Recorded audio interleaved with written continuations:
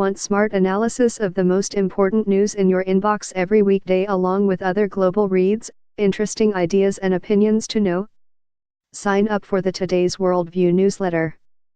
Last year, ahead of the release of the Star Wars film Rogue One, Disney chief executive Bob Iger made an emphatic claim when asked about the movie's message: "Frankly, this is a film that the world should enjoy. It is not a film that is, in any way, a political film," he told The Hollywood Reporter, speaking about what was then the latest addition to the sprawling sci-fi saga. "There are no political statements in it, at all."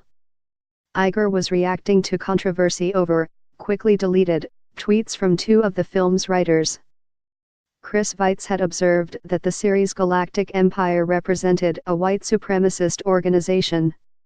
It was opposed, commented his colleague Gary Whitta, by a multicultural group led by brave women.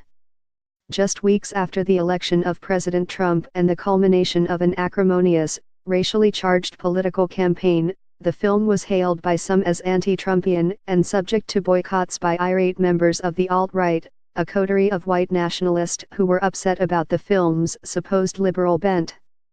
There seems to be less hubbub as the newest film in the franchise, The Last Jedi, opens around the world this weekend. Today's Worldview has not seen the film yet and you will find no spoilers below. But that doesn't mean there are no politics in the Star Wars franchise.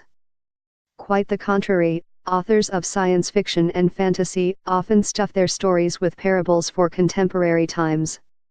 And a legion of Star Wars aficionados have thought deeply, perhaps too deeply, about this fictional universe for decades, drawing all sorts of meaning from its lightsaber-wielding heroes and planet-destroying orbs. Friday was at Star Wars Night on No. Kimmel, and at Jimmy Kimmel decided to use a Darth Vader analogy to illustrate the relationship between Trump and his former National Security Advisor Michael Flynn. https://tco/pjhswgpmvb. Hollywood Reporter, at THR, December 4, 2017.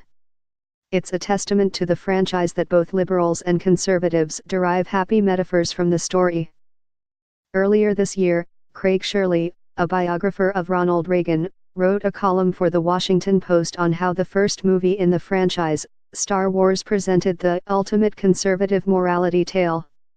Shirley argued that the film, released 40 years ago, highlighted a young group of independent rebels fighting against an oppressive, collectivist empire for the freedom of the galaxy.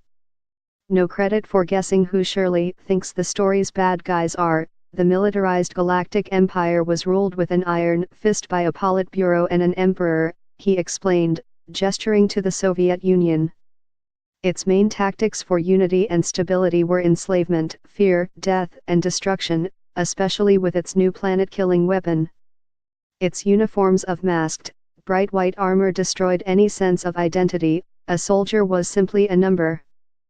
In contrast, the Force, the cosmic power harnessed by the Jedi, a kind of monastic tribe of galactic knights, is a hint of Judeo-Christianity as a unifying agent for goodness, while the rebels they assist are anti-Soviet renegades.